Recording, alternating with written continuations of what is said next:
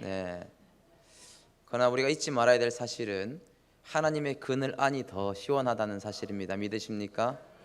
오늘 그 은혜 가운데 함께 들어갔으면 좋겠습니다. 넘사벽이라는 단어 아십니까? 잘 모르시죠? 네. 요즘 아이들이 쓰는 말인데요. 넘을 수 없는 4차원의 벽을 줄여가지고 넘사벽이다 이렇게 부릅니다. 이 넘사벽이란 단어를 쓸 때는 이럴 때입니다. 아무리 노력해도 자기 힘으로는 뛰어넘을 수 없는 상대를 만났을 때 그 사람에게 넘사벽이다, 넘을 수 없다, 뛰어넘을 수 없다, 이겨낼 수 없다, 이런 단어를 쓰는 거죠. 아사다마오 아시죠? 쇼트트랙 선수입니다. 이 아사다마오에게 넘사벽은 누구였겠습니까? 네, 김연아였죠. 김연아가 없었다면 아사다마오는 웃는 게 조금 더 자연스러웠을지도 모르겠어요. 애플이 없었다면 삼성의 이건희는 노후에 좀 더 마음 편히 지낼 수 있지 않았을까 싶습니다. 호날두에게 메시가 없었다면 조금 더 행복하지 않았을까요? 저는 이제까지 누가 뭐래도 축구 1등은 제 마음속에는 늘 호날두였습니다. 그런데 이번에 유벤투스 방한 사건을 보면서 굉장히 실망을 많이 했습니다. 월드 클래스면 좀 월드 클래스답게 좀 행동을 해줘야 되는데 제가 그 사건을 보면서 한 가지 깨달은 게 있습니다. 실력과 인격은 비례하지 않구나라는 생각을 하게 됐습니다. 그래서 고로 메시가 더 뛰어나다라는 거죠. 여러분 음악가 중에 베토벤 아십니까? 베토벤 아시죠? 알죠? 네. 그럼 슈베르트도 알고 있습니다. 그럼 이 사람 아시는지 여쭤보고 싶습니다. 살리에르. 네, 참 1등만 기억하는 이 세상. 아마데우스라는 영화가 있었는데요. 과거에 뭐 나머지는 굉장히 오래됐지만 이 살리에르라는 사람이 등장을 합니다. 주인공으로 등장을 해요. 이 살리에르라는 사람은 앞서 말한 슈베르트나 또 베토벤과 같은 그런 사람들의 스승이고 16살 때부터 궁중음악가로 인정을 받았던 사람입니다. 그의 앞길을 막는 사람은 아무도 없었습니다. 하이패스였죠. 근데 그렇게 잘 나가던 때에 이 혜성같이 모차르트가 등장하게 됩니다. 모차르트는 다 아시죠? 역시 1등만 기억하는 이 모차르트의 음악적 재능 앞에서 이 살리에르라는 사람이 감정의 밑바닥을 팍 치게 됩니다. 이 넘사벽을 바라보면서 질투를 하는 거죠. 그 질투는 나중에 증오로 바뀌게 되고 그 증오는 결국 살인까지 하게 됩니다. 결국 모차르트를 독살로 죽이게 돼요. 이건 뭐 영화상으로는 픽션이기 때문에 정확한 거는 알 수 없습니다만은, 그런데 그 영화에서 진짜 재밌는 부분은 뭐냐면 이 영화의 주인공, 실제로 사람들에게 스포트라이트를 받고 인정을 받고 박수와 갈채를 받았던 주인공은 모차르트였지만 1인자 모차르트를 바라보는 2인자 이 살리에르의 시점에서 그 영화를 아주 재밌게 묘사해 놨습니다. 살리에르가 모차르트를 잘 보고 있습니다. 피아노를 치는 모차르트를 딱 뚫어지게 보고 있어요. 여러분, 이 시기와 질투라는 원어를 찾아보면 그게 이런 뜻이 있답니다. 바라보았다, 바라보다, 그리고 주목했다, 이런 단어로 해석할 수 있답니다. 어떻게 주목이 이 시기와 질투가 될 수 있는가? 그러나 누가 읽어도 시기와 질투를 의역해 보면 맞는 문맥이라고 볼 수도 있을 것 같아요. 바라보면서 느끼는 그 감정, 그 열등감, 그 질투. 하나님 왜 제게는 모차르트와 같은 재능을 주시지 않았습니까? 그래서 이런 말도 생겼어요. 살리에르 증후군이란 말이 생겼습니다. 무슨 말이냐면 천재성을 가진 주변에 뛰어난 인물로 인해서 시기와 질투를, 열등감을 느끼는 증상을 뭐라고요? 살리에르 증후군. 오늘 이후로 살리에르는 까먹지 않는 겁니다. 이 살리에르를 볼 때마다 생각나는 한 사람이 있습니다. 누굴까요? 사울입니다. 이 살리에르가 꼭 사울 같습니다. 사울은 이스라엘 초대왕으로 세워진 사람인데 어느 날 이 사울 왕 앞에 혜성처럼 떠오른 한 사람이 있었습니다. 누굴까요? 젊고 용맹스러웠던 다윗입니다. 다윗과 골리앗 전투에 대해서는 여러분들이 이미 많이 들어보셨을 거라고 생각을 합니다. 이 사건 이후에 이스라엘은 블레셋과의 전쟁에서 승기를 잡게 되고 다윗과 사울이 돌아오는 길에 백성들이 이제 퍼레이드, 승리의 환영식을 해주게 됩니다. 다윗이 골리앗을 쓰러뜨렸다라는 소문이 삽시간에 퍼지게 되고 이스라엘 온 지역에 퍼지게 됩니다. 그런데 이 많은 사람들이 딸랑 이 골리앗 한 명 쓰러뜨리고 돌아온 것으로 알고 있지만, 사실 많은 학자들이 다윗의 반복적인 승리를 통해서 이 다윗이 국민적인 영웅이 되었다라고 이야기해요. 그 근거 구절을 5절로 잡습니다. 5절입니다. 성경책 우리가 읽었던 본문 앞절인데요. 같이 한번 읽어보겠습니다. 함께 읽겠습니다. 다윗은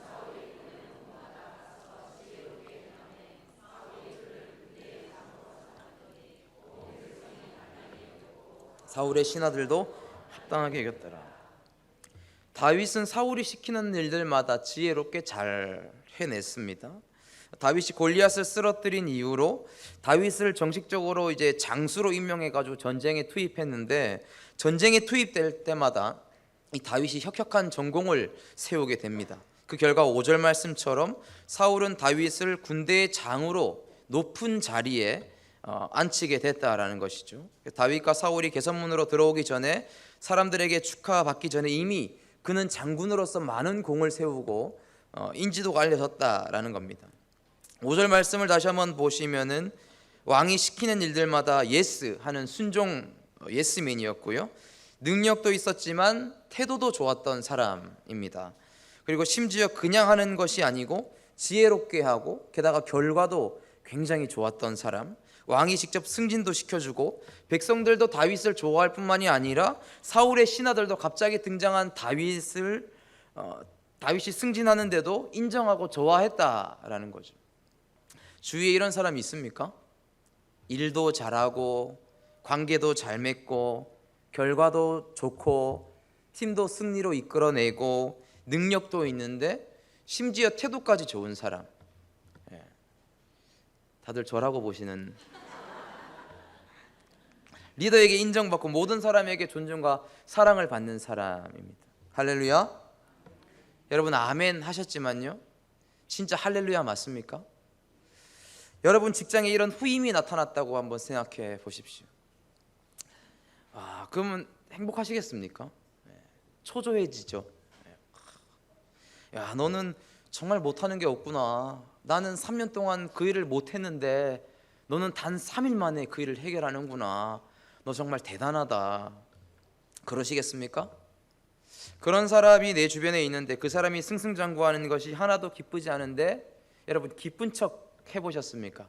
하나도 기쁘지 않은데 같이 그냥 맞춰줘야 되니까 기쁘다, 잘됐다, 마음은 막 불이 막 타오르는. 이전에 타임즈에 이런 말이 인용된 적이 있어요. 아주 촌철살인 같은 말입니다.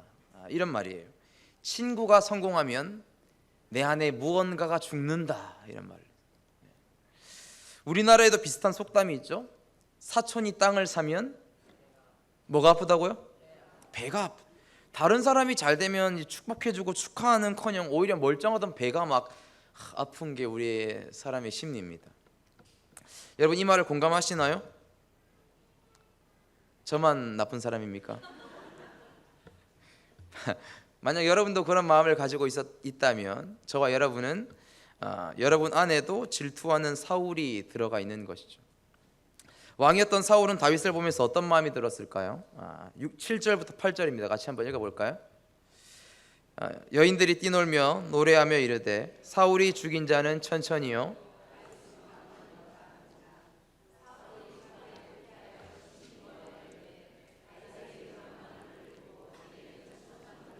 그가 더 얻을 것이 나라 말고 무엇이냐. 여자들이 노래를 불렀습니다. 여기서부터 지금 문제가 시작되는 거예요. 이 노래의 파급력이 실제로 어마어마합니다. 실제로 이 노래가 팔레스타인 지역에 알려지고 나서 굉장히 유명세를 타기 시작합니다. 사무엘상 21장에 보시면 1년이 딱 지나간 시점인데 이 노래가 언급이 되고요. 10년이 지나서 29장에 이르러도 다윗이 망명 생활을 끝내갈 때쯤에 블레셋 장군들이 다윗을 향해서 저 사람이 바로 사울이 천천히요 다윗이 만만히요 했던 그 사람 아닙니까? 그 다윗 아닙니까? 라고 말할 정도로 굉장히 유명해진 노래입니다. 그 당시에 아마 인터넷이 있었던 시대라면 지금의 강남스타일 같은 노래가 되지 않았을까 싶습니다. 그 노래는 아마 계속 1위를 차지하고 있고 높은 조회수가 달리고 세계적으로 유명한 노래가 되었겠죠. 이 노래에 온 사람들이 반응하고요, 온 사람뿐만이 아니고 사울도 그 노래에 반응하기 시작했다라는 겁니다. 다윗의 등장이 그만큼 팔레스타인 지역의 세기의 사건이고, 말 그대로 다윗의 등장은 센세이션을 일으켰던 그런 사건입니다.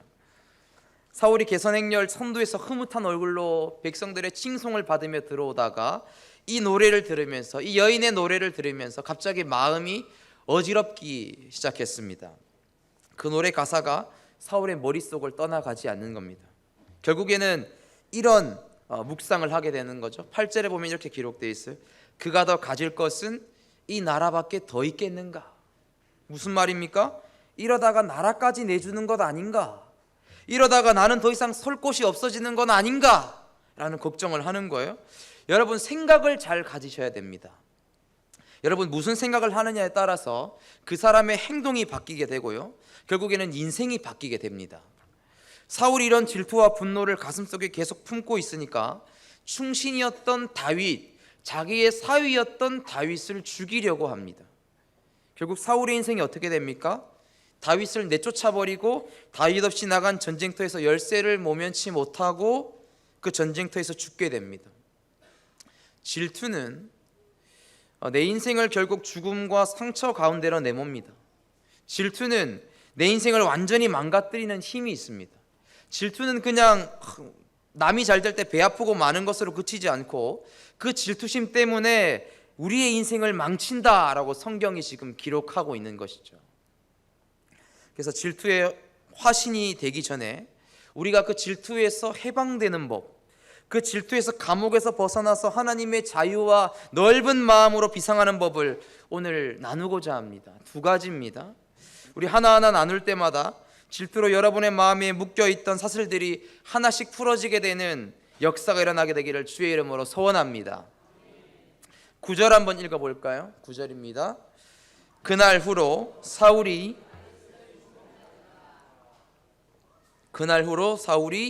다윗을 주목하였더라.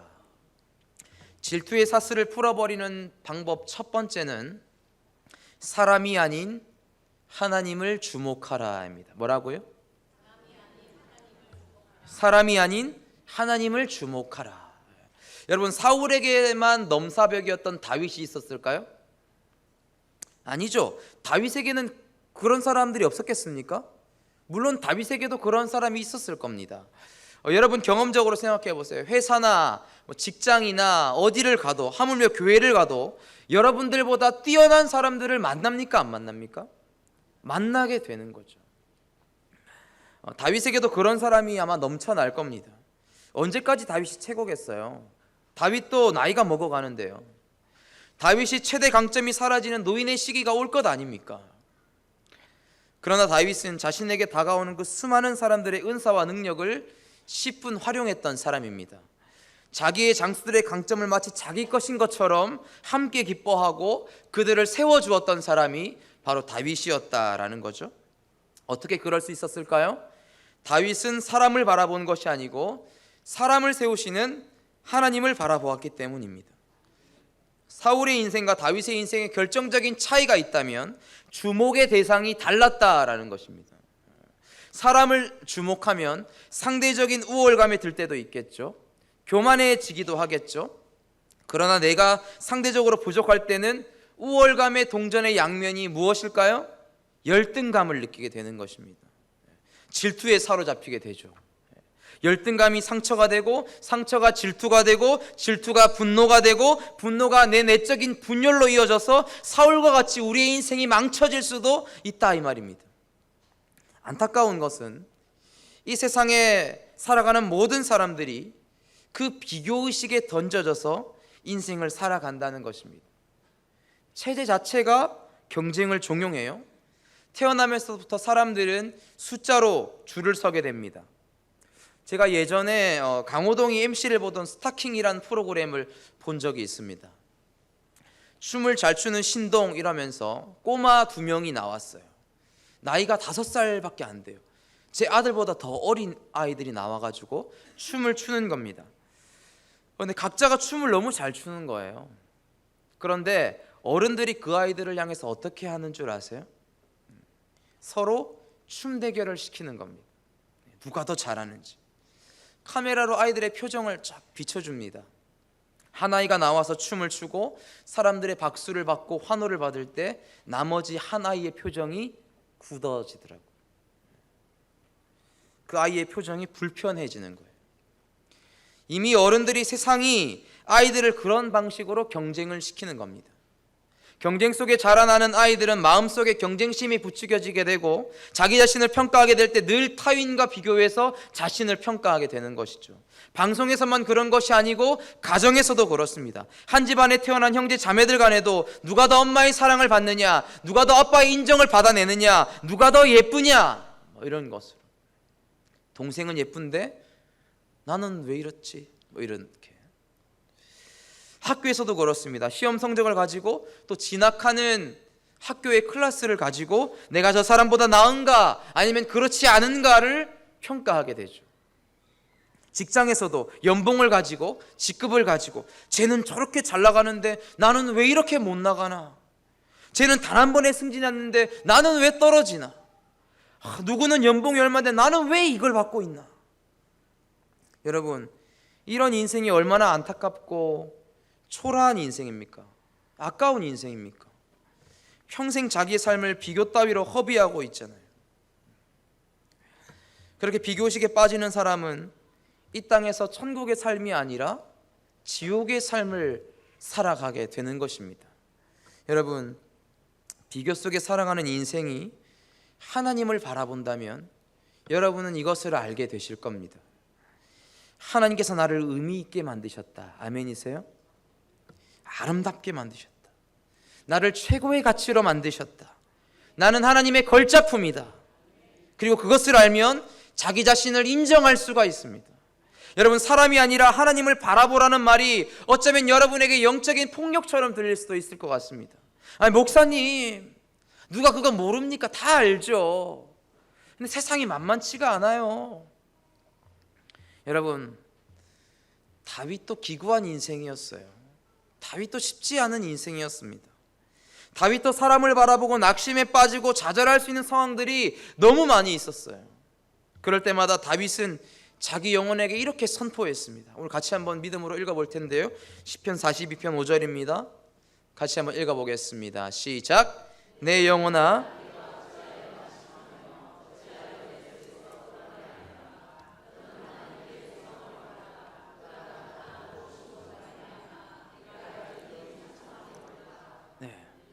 저는 이 구절을 저희가 읽었던 것은 개역 개정판인데 우리가 이전에 보던 개역 한글 버전이 더 마음에 와닿습니다. 제가 한번 읽어드리겠습니다. 내 영혼아, 네가 어찌하여 낭망하며 어찌하여 내 속에서 불안해하는고? 너는 하나님을 바라라. 아멘. 너는 하나님을 바라라. 그의 얼굴의 도우심으로 인해 내가 오히려 찬송하리로다. 할렐루야, 할렐루야.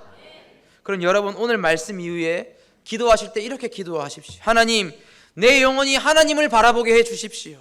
사람을 보며 세상을 볼 때 낙심하고 좌절하고 불안해하는 내 인생이 하나님을 바라봄으로 말미암아 내 인생에서 나를 향한 하나님의 섭리를 알게 하여 주시고 하나님의 뜻을 발견하게 하시고 하나님을 인정하고 바라보는 우리의 영혼의 시각이 열릴 수 있도록 하나님 내 삶 가운데 역사하여 주옵소서. 그렇게 기도하시기 바랍니다. 여러분, 사람이 아니라 하나님을 바라볼 수 있는 열린 시야를 가진 사람이 되기를 주의 이름으로 소원합니다. 질투의 사슬을 풀어버리는 방법 두 번째는 사람이 아니라 사명에 주목하라입니다. 뭐라고요? 사람이 아니라 사명에 주목. 여러분, 목사도요, 이런 비교식과 질투와 시기에 빠질 때가 있을까요, 없을까요? 어떻게 잘 아세요? 저도 앞에 서서 설교하는 사람이지만 이 질투와 시기 앞에 자유롭지 못해요. 저는 언제 사람에 대한 질투를 느끼겠습니까? 저는 언제 이 질투를 강하게 느낄까요? 키 큰 사람을 볼 때요? 아닙니다. 저에게는 키높이 받침대가 있습니다. 이미 그 정도는 이제 다 하나님 안에서 내적 치유를 다 경험했고, 하나님은 키와 신장을 보지 않으신다 했거든. 용모와 신장을 보지 않으신다 했기 때문에 저는 뭐 그건 거리낌이 없습니다. 목사는 어떤 사람인가요? 영향력을 끼치는 사람이죠. 나보다 더 영향력을 끼치는 사람들을 보면 마음에 불편함이 생깁니다. 제가 하늘샘교회에 처음 부임하고 초반의 일인데요, 제 경험담입니다. 제가 중고등부 학생들을 맡게 됐어요. 그래서 임원 아이들과 리더들, 또 찬양팀 이런 아이들과 같이 시간을 쭉 보내면서 같이 MT도 가고 수련회도 가고 그렇게 쭉 시간을 보냈는데, 이 임원 아이들이 계속 이전 사역자와의 추억 얘기를 저에게 하는 거예요. 마음이 어려워졌어요. 처음에는 그래, 목사님과 좋은 시간을 많이 보냈구나 라고 이야기는 했지만, 이 애들이 눈치가 없어가지고 끊임없이 이전 사역자 얘기를 계속 하는 거예요. 근데 표정 관리가 안 됐어요. 그리고 저는 질투에 빠지게 됐어요. 지금 생각해 보면은 그때 질투에 빠진 제 감정을 이 아이들에게 들키지 말았어야 됐는데, 그때 다 저의 밑바닥을 다 보여주고 나서 후회를 했습니다. 그래도 그런 거는 뭐 제가 또 아이들과 시간을 보내고 함께 추억거리를 또 만들어가고 또 말씀 안에서 신앙 안에서 함께 살아가다 보면 충분히 리더십이 저쪽으로 오게 되는 부분들이니까 별로 개의치 않았습니다. 금방 해방할 수 있었습니다. 근데 사람들마다 다르겠지만 저는 목사지 않습니까? 목사의 역할은 뭐죠? 말씀을 전하는 사람이죠. 설교를 해야 되는 사람입니다. 저는 설교를 잘하는 사람들을 만나면 마음에 어려움이 생깁니다. 저도 앞에 서서 이렇게 얘기는 하지만 죄인이라는 거죠. 중고등부 여름 수련회를 이번에 은혜 가운데 잘 마쳤습니다. 오늘 교사들과 학생들과 함께 모여서 또 평가회도 가졌는데 누구 하나 부정하는 아이들이 없고 다 은혜 받았다, 너무 감사했다, 너무 좋았다, 이런 평가들이 있었어요. 제가 수련회 여름 수련회 갔는데 주 강사 목사님 설교가 엄청난 거예요. 제가 그 자리에 있으면서 큰 산을 마주보는 것 같았어요. 엄청나게 말씀을 잘 전하시더라고요.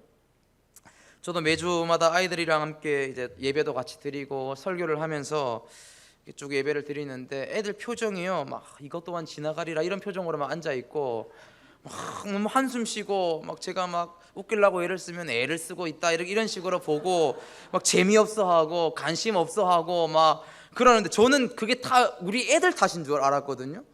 요즘 학생 사역이 정말 쉽지 않구나, 다음 세대 사역이 정말 어렵구나, 이 좀비 같은 아이들 데리고 가려니까 내 피가 쭉쭉 빨린다, 이런 생각을 하면서 살았는데, 얘네들이 수련회 가니까 강사 목사님 1시간을 넘는 설교를 애들이 너무 잘 듣는 거예요. 너무 집중도 잘하고 다 웃으면서 또롱또롱한 눈빛으로 다 목사님이 놀랄 정도로, 아니 아이들이 이렇게 말씀을 잘 듣습니까? 저 혼자 배신감을 느끼고 그래서 제가 어떻게 저렇게 설교를 하지? 저도 목사고 저분도 목사인데, 같은 목사인데 왜 이렇게 다르지? 엄청 자괴감을 느꼈어요. 모두가 은혜 받는 상황 속에서 저는 기도하게 됐습니다. 비교의식에 빠져서 질투하는 것이 왜 위험하고 우리에게 힘든 거냐면, 내가 가지고 있는 은사를 아무것도 아닌 것으로 치부하기 때문입니다. 나보다 조금 더 잘하는 사람을 바라보면서 설교자로서 제가 가진 은사가 아무것도 아닌 것처럼 취급해서 저는 그 자리에서 기도하게 됐습니다.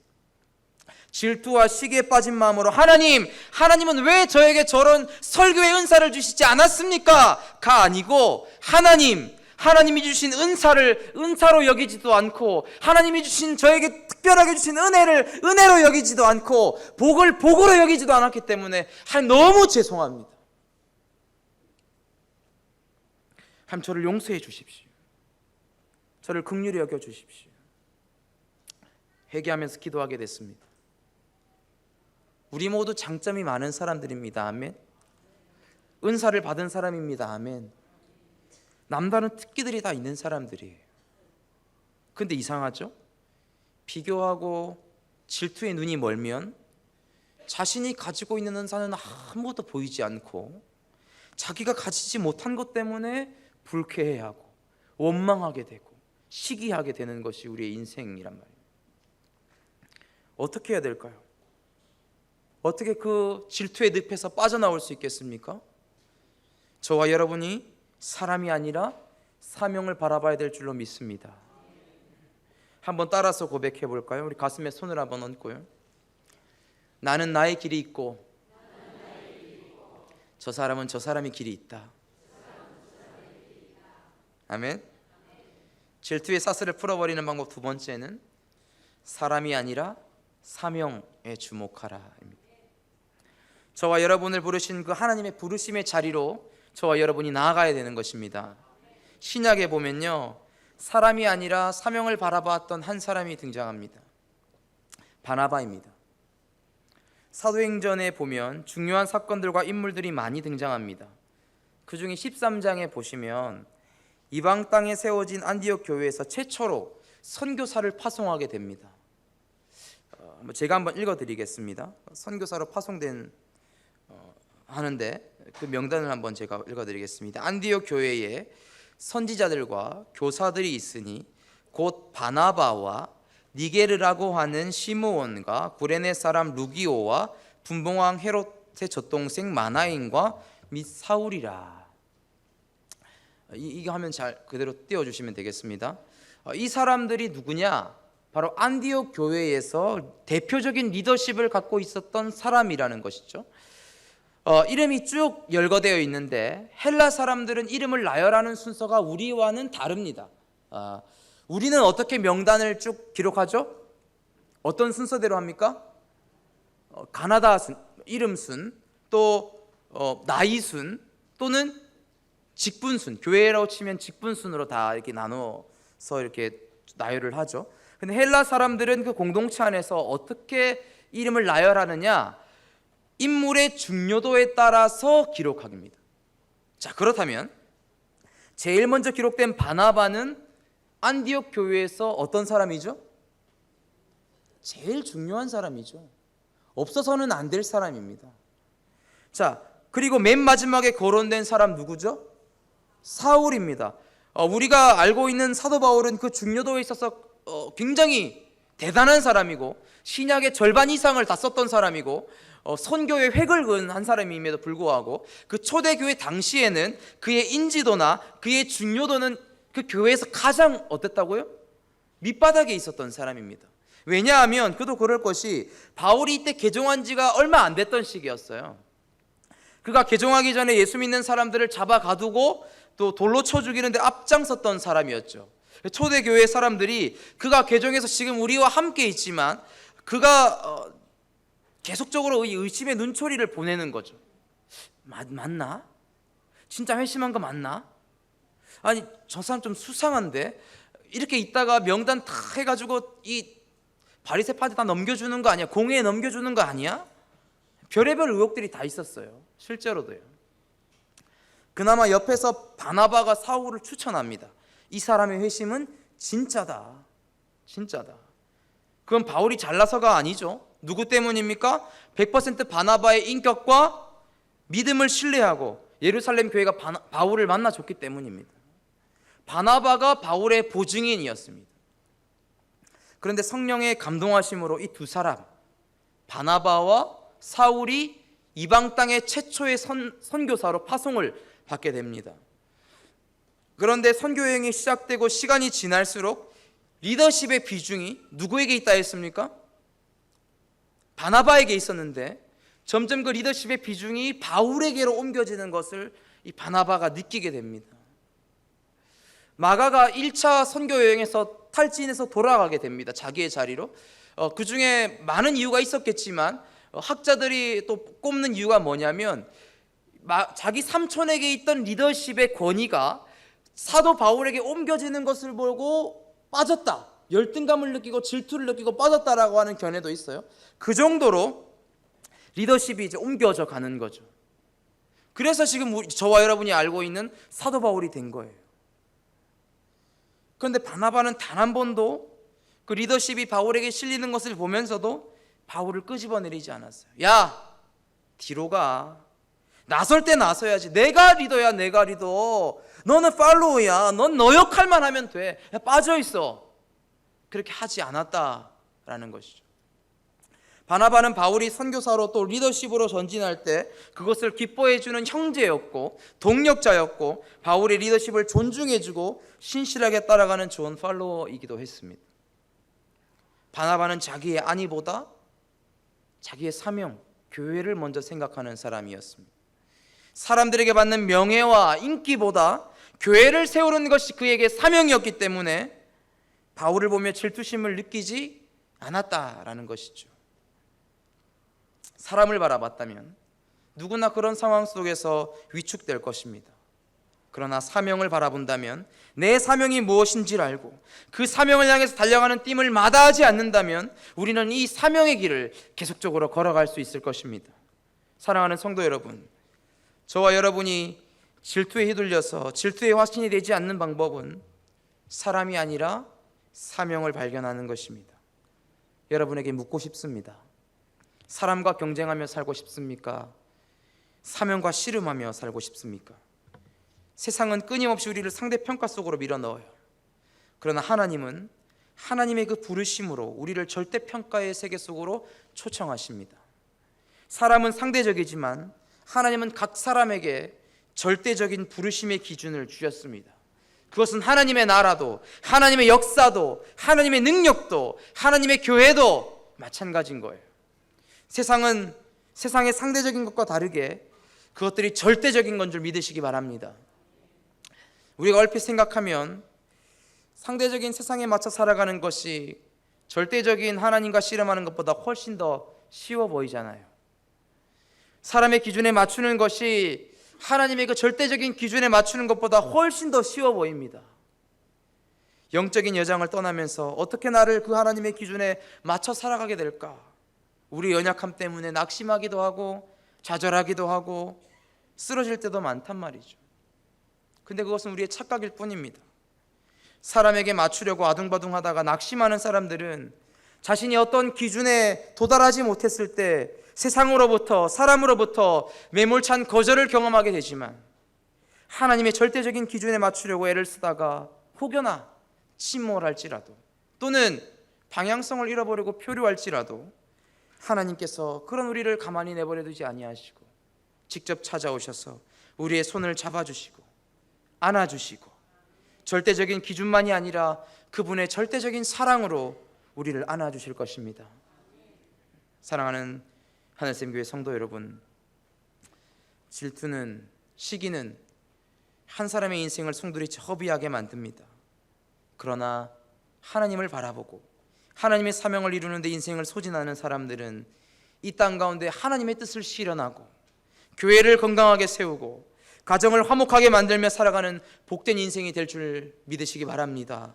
저와 여러분이 또 우리 하늘샘교회가 하나님의 뜻, 우리에게 허락하신 그 하나님의 사명을 이루어내는 그 사명을 완성하는 교회 되시기를 주의 이름으로 간절히 소원합니다.